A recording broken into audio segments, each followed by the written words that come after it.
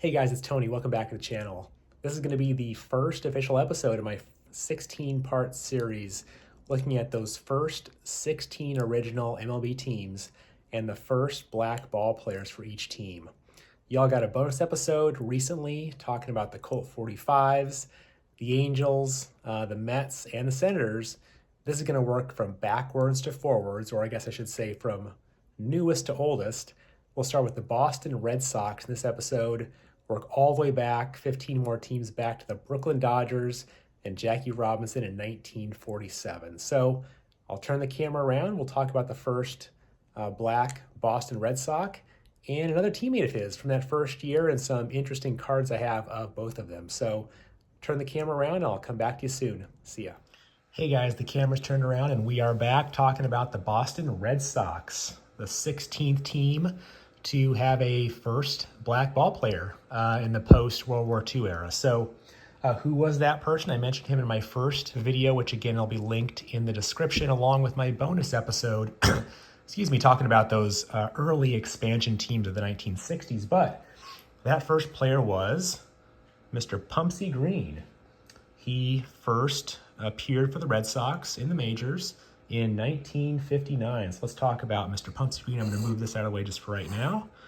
Talk about him a little bit and look at the back of the card too. So he was born Elijah Jerry Green in Boley, Oklahoma in 1933. He was used mostly as a pinch runner or sometimes replacement for other infielders in Boston. He played from 1959 to 1963, mostly with the Red Sox, but then finished up his last year with the New York Mets in 1963. He played college baseball in the early 1950s and began in the minors in 1954, and then the Boston Red Sox purchased his contract in 1955. In early 59, he was invited to the Red Sox spring training, didn't make the team, but was then sent to Minneapolis and hit .320 to start the season with Minneapolis before then getting called up and making his MLB debut on July 21st, 1959, as a pinch runner. He does have a 1960 Topps All-Star rookie card with the trophy on it. And in the trivia area of that card, which I don't own, but if you have it, take a look at the trivia area on the back of that card. It says that Pumpsie was the first switch-hitting regular in the Sox lineup in 27 years. So my brain begins to think, okay, 1959 minus 27, that's 1932, 33. I didn't quite do the research to see who that last switch hitter they're referring to could have been in the early 30s. But if you're a Boston Red Sox fan or a fan of 30s baseball, maybe you can help me out with that. So, yeah, interesting trivia on the back of his card there. He did have a brother, Cornell Green, who played safety for the Dallas Cowboys. And I do have a card of his. I used to have a card of Cornell Green's when I did collect and put together vintage football sets 5-10 years ago. So that's pretty cool there too. After retirement, Pumpsie worked at a high school for over 20 years, serving as a truant officer and coaching baseball and being a math teacher. On April 17th, 2009, Green was honored by the Boston Red Sox with giving the first pitch to honor his 50 years since his major league debut. He died in 2019 at the age of almost 86 years old. So that is Mr. Pumpsie Green. Just has a handful of cards there. Shown as a second baseman, shortstop, did some pinch running. And again, here's the back of that 61 Topps card as well, showing his minor leagues, early years with Boston. And there's that Minneapolis line as well there too, showing he did hit .320. So very good. So that's Mr. Pumpsie Green, but why just show one card when you can show 2 or 3 cards? I'm going to put Pumpsie, I'll put him in the back just for right now since he is that first original player we're talking about here. One more player, and I'll show you this card here. This is Mr. Earl Wilson, a pitcher for the Boston Red Sox. This is 1960 Topps card. He was born in Louisiana in 1934 and made his Major League Baseball debut with the Sox on July 28th, 1959. This was about 1 week after Pumpsie Green made his debut with the Red Sox as well. He was their first black pitcher, and just like I said, a week or so earlier, Pumpsie Green made his debut.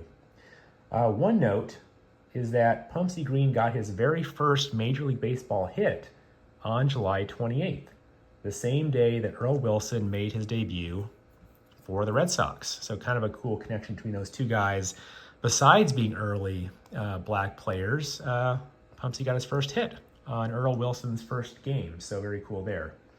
He played in the majors much longer, from 1959 to 1970, mostly with the Red Sox, but also did have 5 years with Detroit, and finally 1 year with the Padres.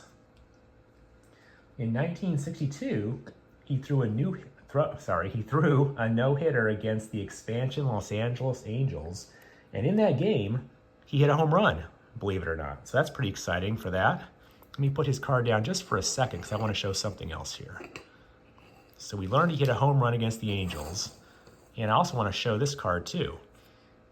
This is his 1963, I believe it's post. I know Jello had some issues in the area too this year, but I think it's post of Earl Wilson as well. So we'll keep talking about him. Like I said, he threw a no-hitter against the Angels in 62 and hit a home run in that game.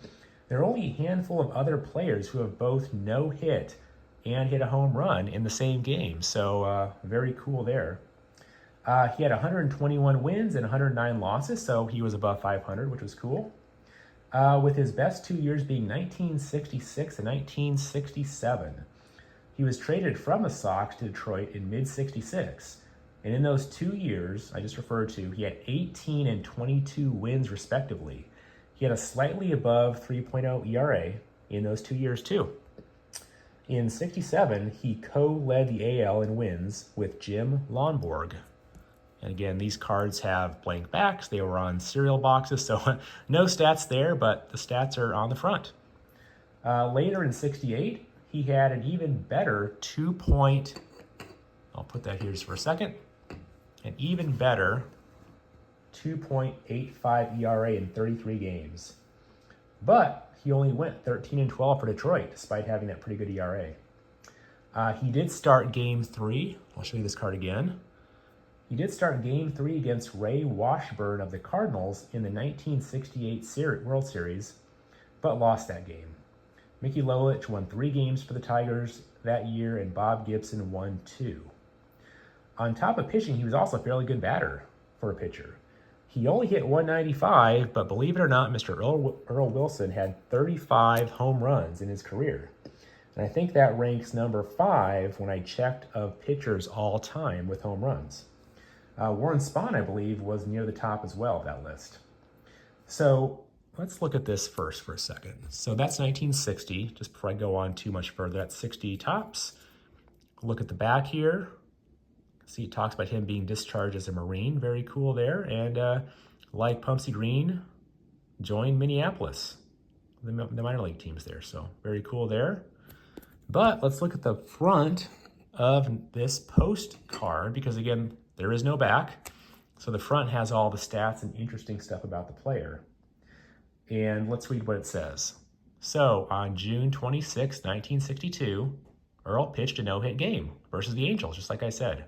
So very cool. They called that out here on the postcard, winning 2-0 plus hitting that home run for the Red Sox victory margin. After 2 previous major league trials, the speedball throwing Wilson was made good on his 3rd chance, started pro career in 53, won 57, lost 48 in the minors, and 820 strikeouts. So you can see that year in 62, he had a 12-8 record, so pretty good right there. And yeah, I thought these are really cool. I like seeing these cards with the stats on the front and the picture, so you don't have to flip around the other side, right? It's all right there for you to look at. So really cool story about a home run hitting pitcher and early black player for the Boston Red Sox. And again, like the series is going to show, there's others, right, besides Mr. Green and Mr. Wilson here who played and who were non-white players. But these are 2 cards that I had, or 3 cards of 2 players I had, and others maybe made appearances too in the early 60s I haven't talked about yet. But given these 3 cards I had of 2 players, I wanted to deep dive into some of them, see how their stories interacted and connected with other players, other teams, other decades, and some interesting stuff about them, both professionally and personally. So yeah, these are my 2 cards of Mr. Earl Wilson. hard throwing and a hard hitting pitcher for those Red Sox and Tigers teams. And then, of course, Mr. Pumpsie Wilson leading it off, making his debut for the Red Sox July 21st, 1959. Really sharp card here. So thanks for sticking with me. I'll put some links in the comments, the links in the description for my original video to this, kicking off the series, the bonus episode where I talk about those 4 expansion teams and some early players for those teams. Also some links I found around the Boston Red Sox and history of that team.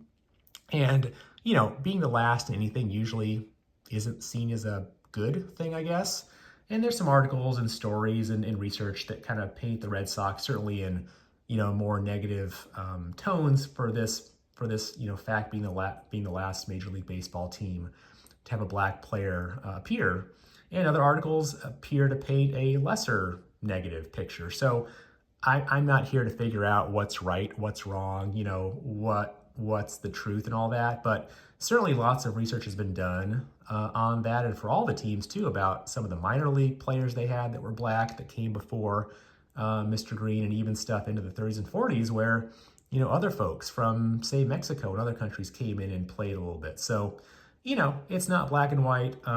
It's not, you know, cut and dry, but certainly I'll link to those articles in the description too. And it's good reading, frankly, for me to not know a lot about some of this history and what came before 1959 is good to hear and read about and see what folks have written about it. So anyway, that's the Boston Red Sox episode. Much more to come, 15 more teams. And again, I want to give a shout out to Vintage Dave T. He's doing a great, I think just wrapped up his series, 4-video series on the first 20 black players, you know, post World War II in the modern era in the major leagues. So really cool 4-video series, I think 5 cards per video, wrapping that up just recently. So check Vintage Dave T's channel out. I'll link to that as well, plus the Boston Red Sox articles I found. And hopefully you stick around and see the next 15 that come out too. So again, thanks very much, guys. Appreciate the support, and I will talk to you soon.